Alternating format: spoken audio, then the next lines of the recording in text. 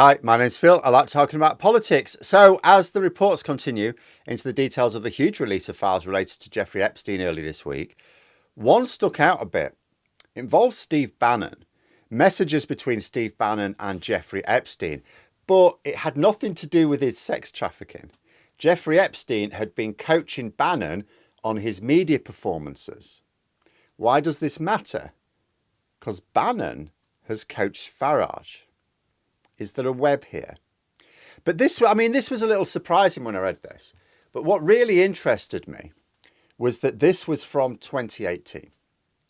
At the time, Bannon had been booted out of Trump's inner circle, but was pushing far-right populism across the Atlantic over here in Europe. That seemed to be his new thing. Big project. One of the people Bannon worked very closely with was, as I say, Nigel Farage. Now, here's the thing. It's not just that the far right have been expanding their reach in recent years. For at least the last decade, it has been clear that they've been coordinating with one another across international borders. It's not just that you've got these disparate groups in different countries pushing similar messages. They're all working together. The level of collaboration became very noticeable around 2016 during the Brexit referendum and then Trump's first election campaign. The same people from different countries all supporting one another. And a lot of this coordination was quite discreet. It took investigative reporters like Carol Cadwallader to bring it to my attention. But one such puppet master was doing his stuff in full view, Steve Bannon. So you see these published messages showing that Jeffrey Epstein, who in 2018, remember, already had his reputation for sex trafficking, the legal process was in full swing. And he was actually helping Steve Bannon out with his political project, a project which involved far-right populists in Europe, including Nigel Farage. And because we now know that these groups have been coordinating with one another very closely, and we know that Farage was very closely connected with Trump and Bannon's MAGA project before this point, makes you wonder if there was any direct coordination between, therefore, Epstein and Farage as well. After all, if Bannon felt that Epstein was a useful advisor to him, would he not also connect his European colleagues? And to understand this web, you have to first understand the spiders. First, Nigel Farage, of course, for decades he was the face of British Euroscepticism. A charismatic, pint-in-hand man of the people who built a career challenging the establishment. His alliance with the MAGA movement in America made him a transatlantic figure, a key player in a rising global populist coordinated tide. His entire brand is built on saying what others won't. Then you got Steve Bannon, former naval officer, Goldman Sachs banker, Hollywood producer, but he found his calling as a political firebomber. As the head of Breitbart News, later chief strategist for Donald Trump's 2016 campaign, Bannon was the intellectual engine of the American right. After leaving the White House, his mission went global to unite the world's nationalist populist parties. And he saw Nigel Farage as the perfect guy to be the face of it. And then finally, of course, Jeffrey Epstein, a name now synonymous with depravity, a financier who moved with ease through the highest echelons of science, politics and royalty, all while running a horrific international sex trafficking ring. His death in a jail cell in 2019 hasn't ended the story. It has actually just created more questions, and it continues to raise more questions about the powerful people who enabled, protected and parted with him, but also maybe had other connections. The Epstein scandal sent a shockwave through the global elite, forcing anyone who'd ever crossed his path to have to explain themselves. Now, Nigel Farage's response was a mixture of careful distance and good timing. He has publicly acknowledged that their social worlds were dangerously close. He said, had I been 10 years older, I would have done because they were the circles. It's a statement that admits proximity while asserting a clean escape. Farage has even positioned himself as a champion for transparency, publicly supporting the release of government files on Epstein. But so has Bannon. But he's trying to paint a picture of a man who saw the abyss but never fell in. But while Farage was keeping his distance, his ideological partner, Steve Bannon, was getting closer, much closer. There was no near miss for Bannon. These new released documents show that Epstein's private calendars included meetings with Bannon. their relationship wasn't just overlapping social circles. It was a working association that started after Bannon's rather unceremonious exit from the Trump White House in 2017. There's reports suggesting that the two found common ground in a shared animosity towards Trump to begin with.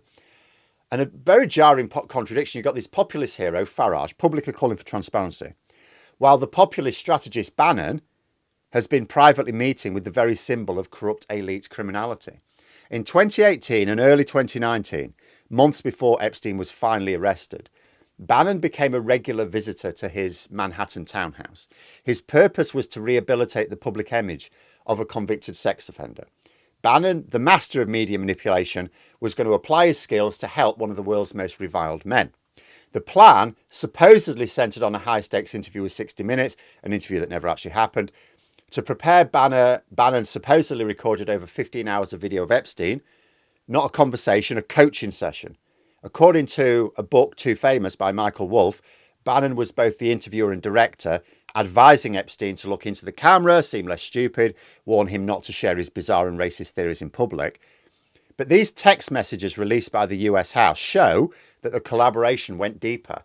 In August 2018, Epstein was coaching Bannon, giving him talking points to defend Trump's tax cuts and messaging advice for Bannon's own media appearances. In one exchange, Epstein critiqued Bannon's on-air look, joking, according to these messages, that it was better than his usual "come Hitler" look, to which Bannon responded, ouch. This wasn't a filmmaker interviewing a subject, it's a partnership between two master manipulators. So where does this leave Nigel Farage? He and Bannon aren't just casual acquaintances. They are deep political allies. And at the time, that alliance was becoming deep. They openly discussed plans for Farage to front a Bannon-led global populist movement. It was recently revealed that Farage has been using a US public relations firm led by Alexandra Priya, who's a former aide to Bannon, for perception management.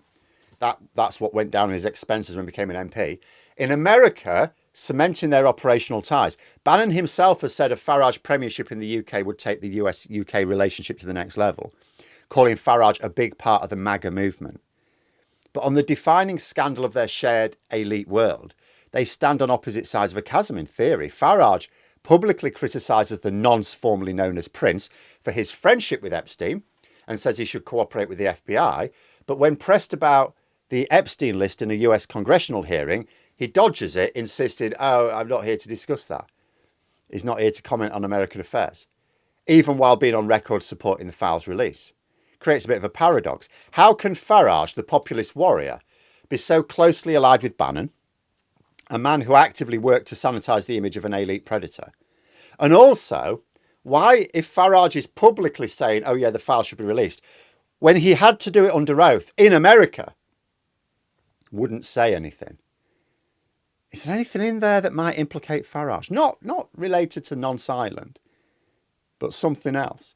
Is Farage's public stance a genuine reflection of principles or a calculated move to protect his man of the people brand from the fallout of his allies' actions? Makes you wonder, is their fight really against the establishment or just a fight for who gets to be in charge of it? And to understand the web, you have to look at the figure at the centre, of course, Donald Trump. The connection between Trump and Epstein dates back decades, well documented through parties, flights on Epstein's jet, and mutual praise. In that 2002 New York Magazine profile, Trump called Epstein a terrific guy who likes beautiful women as much as I do, and many of them are on the younger side. Their long-standing relationship is the nexus connecting everyone else. Trump is the political figure to whom both Bannon and Farage have hitched their wagons. Bannon was his campaign CEO and White House strategist and was also involved with the Brexit campaign. Farage was his most prominent international cheerleader. This shared tie to Trump places both men within Epstein's sphere of influence. Indirectly in Farage's case, maybe. But the circles don't just overlap, they are concentric. In an exchange from June 2019, reported by multiple outlets, Epstein messaged Bannon after Trump met with Andrew Windsor. Finding the situation too funny, he reminded Bannon that Andrew's accuser had come from Trump's Mar-a-Lago club. According to the reports, Bannon replied, "Can't believe nobody is making you the connective tissue." which shows Bannon and Epstein discussing from the inside how the sordid histories of the world's most powerful men were intertwined. The connective tissue wasn't just Epstein. It was a shared world of power, wealth, and secrets that bound figures like Trump, Windsor, Epstein, and by his own choice, Steve Bannon. Farage may have stood outside this specific conversation, but only because, as he says himself, he was not prominent enough at the time. But what about by 2018? We'd always known there was a working relationship between Bannon and Epstein. I hadn't quite realised just how close until these messages. And given that Bannon was really pushing to coordinate far-right populist groups in Europe and saw Farage as the main player in that game, would it really be a stretch to suppose that if he thought Epstein had good advice for him, he wouldn't also ask him to advise Farage as well? I think we may have some more questions for Toad of Toad Hall. But let me know what you think in the comments below, and please subscribe to the channel for more content. Thanks for listening, and until next time, I'll see you later.